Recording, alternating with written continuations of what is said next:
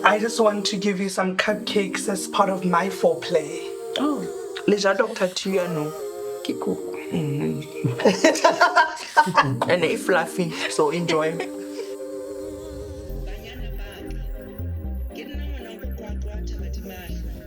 This is the Dr. Kelemo Cooking Show.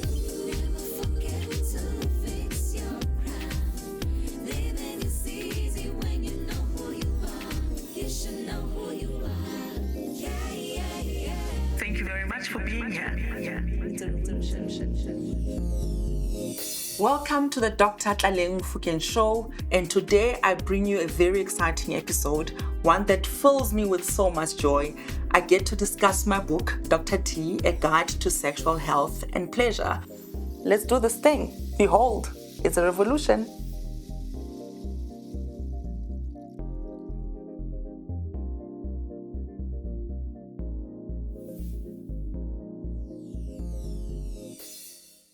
I'm so excited to be joined by my favorite people today. These are the regular Dr. T book clubbers, like I know that for sure. And I'm so excited to introduce to you all Mpumelelo, Kele, and of course Lethlogonolo, who's my bestie. Baring 2 for 1 for price, you know. You are my Leonard friend, so King, Baring Kaskoa.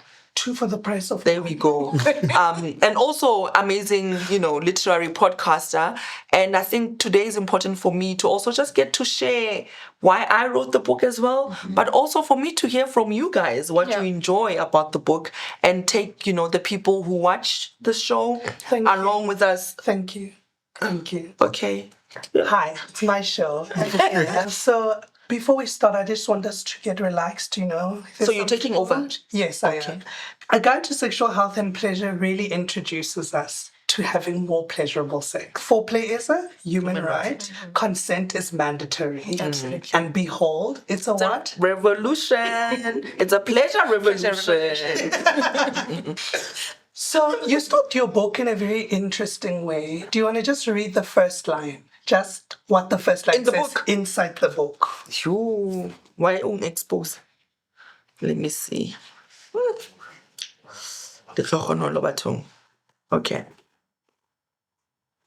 Re ke thole chapter. Start a go.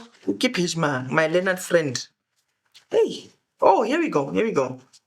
Ooh. Okay. Found it. Vagina.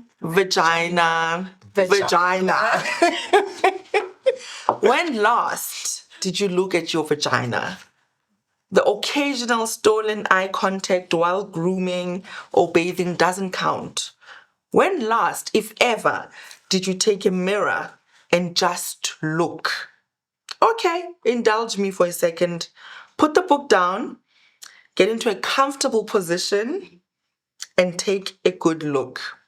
And here's a pro tip. You can use also the front selfie on your phone as a mirror to look. So, get it? I knew it. Have you had a look, not for bathing purposes, but to marvel at your labia? Absolutely. I brought mirrors in case. Absolutely. And it was after our last book club. Mm-hmm. Really? Yes. So when Ngaka Tlaleng gave us these beautiful mirrors. Yeah. And I thought, she's onto something. But obviously at first I'm like, do I really want to do this? But it was a beautiful experience. Love that for us. Yeah. Love that for us. So, Doc, tell us why you wrote the book or who encouraged you to write the book. So the book was a very fascinating journey because obviously it's about woo, right? So that period is out there. And I was doing radio and a lot of columns in newspaper. And I said I would only ever write the book if people wanted the book. And a lot of mothers, a lot of older siblings were saying, I wish I had a book to give to my younger kids or to give to my younger siblings. And the way you talk about sex and demystify it and make it so simple is what I wish I also had for myself. And then I also realized that it's not just people who are raising children who want this information.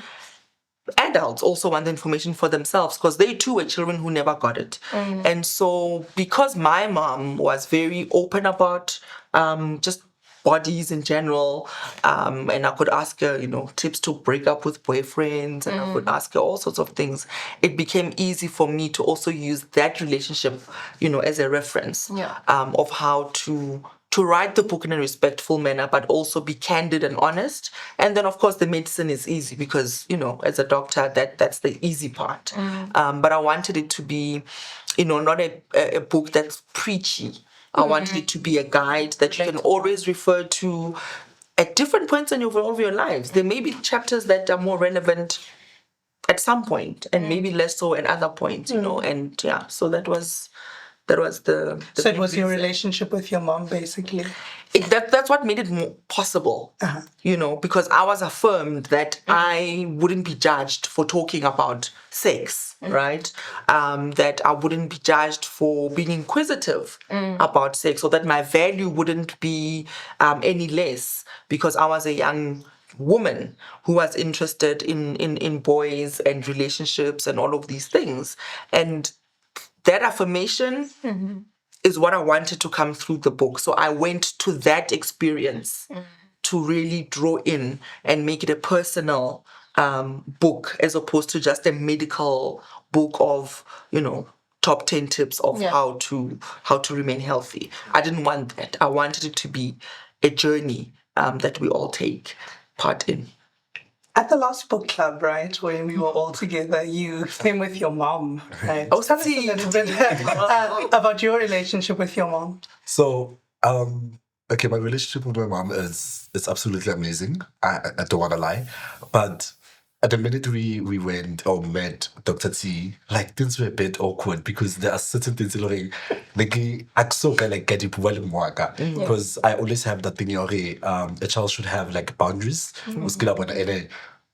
Growing up playing there are certain things as one like what's about to approach especially sexuality so having Dr. T it to be very simple to be honest, whereby certain things okay since when girl Dr. T is only open but the relationship is it's cool. And have you been able to speak openly about the type of sex that you're having? I so feel like I still have that thing in, but then open. Like for the fact that Lena sa kgona go tjutsa ka tsa gagwe. Phela no go muskonto I remember last time, so ke how single or like lo itsheba jwang. Oh wow. Oh, so you vele o lo itsheba vele. How would Dr. T bitse go right go itshebe man go obe proud ka ntwa. I'm like, oh okay girl, okay. So it's a situation because now we are more open and And Kila, do you think as a result of the book, you may have a better relationship with your body? Yes. Without any judgment. Right. The relationship with my body right now. I mean, I've had this book ever since the first edition, right? And I've read the second and the third. So the book has positively impacted my relationship with myself, with my body, how I view myself, right? My body is this temple, like I marvel at myself. There's certain things that would happen to me, regarding my sexual health that back then I wouldn't even be able to openly speak about it. But now I realize that it's not taboo, it's natural. Yeah. How has the book changed your relationship with your body? I'm perimenopausal now, so I had to go read about vaginal dryness. And remembered for myself that it's okay, it's normal, this thing. Because I'm a doctor, but I'm also a patient, but I'm also just a woman, right? I'm also just a person who also just needs to be cared for as well. So it's been good in that way that I wrote the information that I know I will also need and refer to. And I do refer to it. Even in the consultation room, by the way. with patients, I do still refer to the book.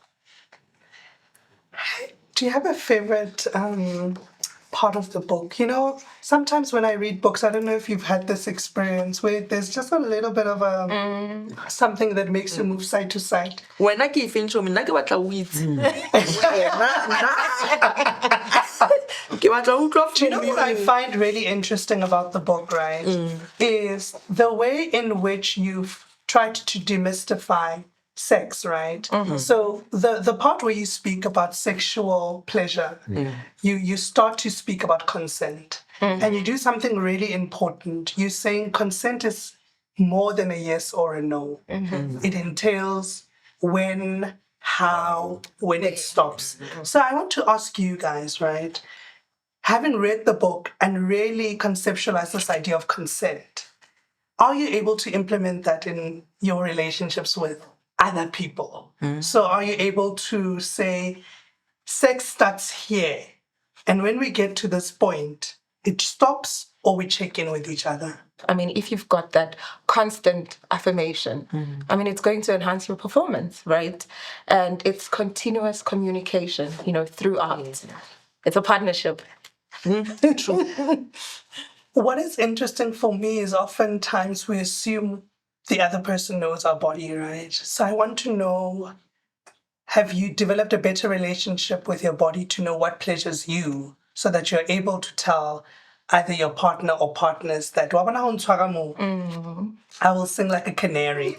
So tell me about that. Do you have that relationship with your body where you're like, yeah, Wabon, how's that amo? Then I will be there. I think with me, I could say I so experience like a lot of things. There's like so few stations here, guys. But so far, get more like honestly, playing and okay to it and wabo. Yeah. But yeah, kore akso be hakso maybe kore akathola motho. I could say. But I suppose also the thing is, like, we often think of sex as a thing that other people must participate in and not a thing that we participate in. So do you have that relationship with your body where you're like, I know what makes me feel good and I'm going to do that to make me feel good? Self-pleasure and self-play, only one, it's still valid. It's a valid form of sexual expression. It's self-love, yeah. Yeah, so how namotu, yes, but you know where to touch for things to happen. And that's okay. And I think that's what is beautiful about sexual pleasure, is that it looks different at different phases of our lives. You don't have to have mutu for you to be valid in having pleasure, Really? Yeah. Yes. How do you feel about that?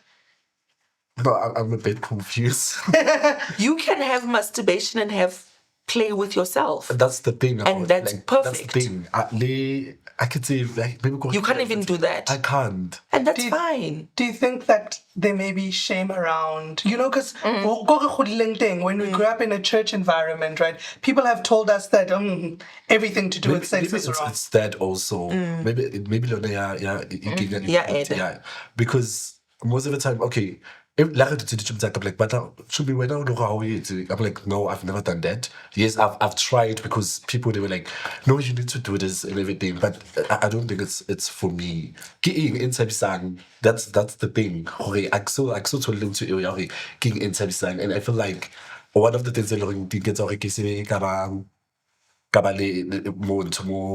because I like communication, whereby okay, there are certain things that I get ready, and sexual active, and I'm not like I get because I sort of working into especially when it comes to that. So I think it's important to also acknowledge that it's not easy to communicate your needs sometimes. It's not like, oh, I've read a book and now everything is going to be perfect. Actually, no. Life is not just as simple as that. I just thought of something when you're talking about communication and patient lovers, right? You might find that, okay, this is how I prefer things and this is how I've communicated, right? And then comes a part where now it's in my menstrual cycle, right? So I want to understand, why does it seem like when we get there, we go kukusnyana, to a point where I have to sit down with myself. I'm like, but this is not me, you know? It's the surge in the hormones, right? And I call it the hormonal orchestra. Even in the book, I speak to, when I start explaining about menstruation and all of that, it is really about hormones. We talk about the uterus and the blood, and it's like a physical thing we see, but it's actually 90% hormonal. And because in the past people have used this thing, women are so hormonal and moody, we don't then want to engage with the truth that, in fact, yes, there is a difference that we feel now ovulate, right? That week, something is happening. Then you have a little break, and then you have your period again. So we are actually having a break 2 weeks, I think, where we are not under like some surge of a hormone. So it is valid. And I think it's about noting down and keeping a diary of what are your commonly experienced symptoms so that you can know for the next cycle what to predict. But it's funny because even next time, sometimes you realize after the fourth chocolate, no man, my period is coming. So there is that amnesia, understanding, the period. So every month, it's always after the fourth chocolate where you're like, the sugar craving, right? But there may be other things, insomnia, exhaustion, and of course, abdominal pain, bloating, all of those things. And they can impact your ability to have pleasurable sex. I mean, if you bloated and you are exhausted and tired, your ability will also shift and change. Some people want to have more sex when they're on their period, which is why we do the hashtag team lay a towel. Like towel. Lay a towel. Make sure it's dark. Right? And there are those who just don't want to have sex when they're on their period. And I think it's allowing our bodies So you can have to sex tell us. floating. You can. It doesn't mean you can't fall pregnant, though. You can still get pregnant. So contraception and condom use and using lubricants, it's still highly recommended. Okay. I want to talk about my favorite chapter.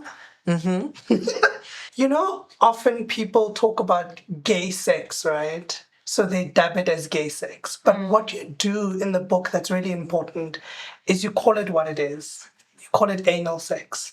And I want to know why. Why did you not call it gay sex and you called it anal sex? Because sex happens with every part of our body, with every orifice on our body, right? And it's not tied to any sexual orientation or gender identity. And that's why even women who are having sex with women, there's no such a thing as lesbian sex. It's a vagina and a vagina sex, or it's penis to anus sex, or it's a penis to mouth, or whatever it is, right? But the point is, our whole body is capable of experiencing pleasure. And so by naming it in particular ways, we limit firstly who thinks they are participating in that sex and who is valid in participating in that sex, but also what kind of information they think they need.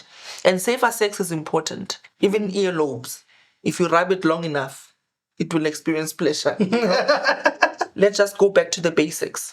In the book, one thing that was really interesting for me is you speak about the first time you had your period, right? So, and how you spoke to your mom.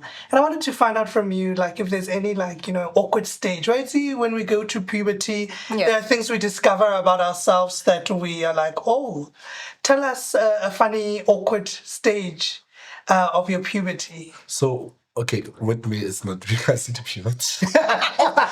But it was something that I was shocked, and I think one of the things I was shocked is because also goes to me.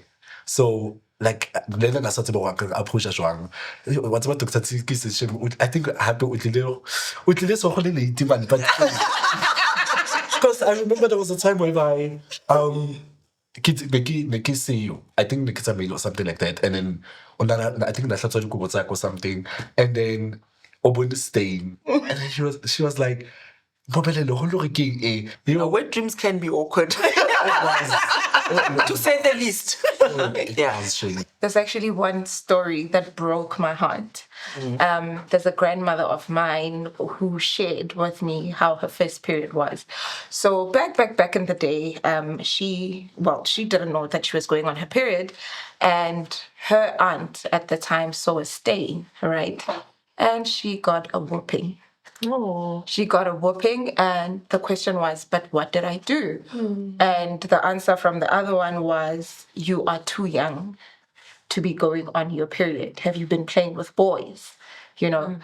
So, I mean, with the book, now you can actually help people understand that these things happen. You know, there's no time frame. It doesn't mean because my period started when I was 16, anybody who starts their period at 13, something is wrong with them, you know. So obviously you can imagine the psychological impact to this person, you know, from that. The book Under Sexual Rights was important to also tell people that these are not just about pleasure and joy. Our bodies are political. The experiences we are having are political. And so you need to know what your rights are so that you can demand them, but also defend them. And also maybe even advocate for others who may not necessarily know they have particular rights. I mean, we've all had an experience in a public setting where you are at a clinic and they're like, hey, baba diabetes, baba HIV, right? We've had those experiences that are undignifying. And so part of the book was to say, related to our bodies, a lot of violence happens to these bodies, especially in the birthing process. And so a lot of what women, people who are pregnant, who give birth, need to also know is what dignified care looks like. Because even after you give birth, you have to heal. There's no rush to start having sex again. You may have a cesarean, you may have had a episiotomy, you may have an underlying medical condition that requires time. I mean, mental health, right, in that postpartum period is a very important thing. So to allow yourself and the time to recover, but also society and the partners and the men that we marry also need to know about these kinds of things, because I can they separate women, I mean boys and girls, and when do people actually get credible information again? So part of that chapter was to actually challenge some of the myths, but also suggest a way forward on how we can better care for one another. Thank you, everyone. Mpumelelo, Kele, Doc. Can I take over my show? You can take over. I'll give you the reins. No.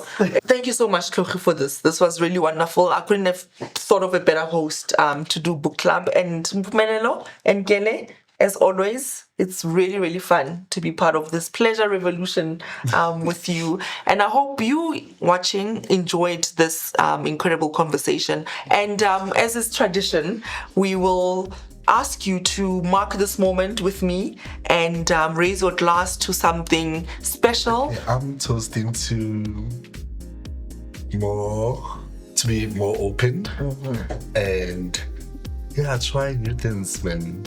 I raise my glass to consent and safe sex. To more pleasurable experiences. Yes. Cheers, beloveds. And thank you at home. We're raising a glass to you so that you can have the best sex possible of your doing, of your consenting, and that your wildest dreams can come true. And I hope that the book can go a long way to give you not just information, but affirmation to big O's and amazing toe-curling orgasms. This is the Dr. Kelemo Show. I'm Dr. T. Till next time, please remember to subscribe, to like and share your comments. Behold, it's a revolution. Yay.